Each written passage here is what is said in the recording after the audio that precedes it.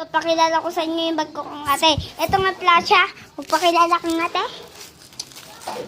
Siya nga pala si Linlin. Siya ang pangit sa buong mundo.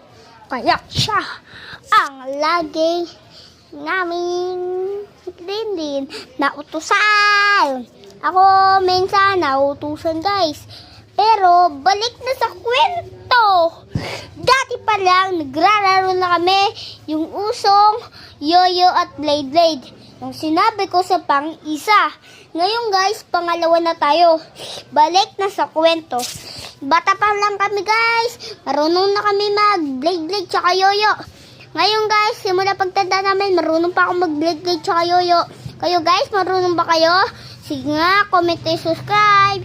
Sana guys, kayo lagi nandito sa bahay.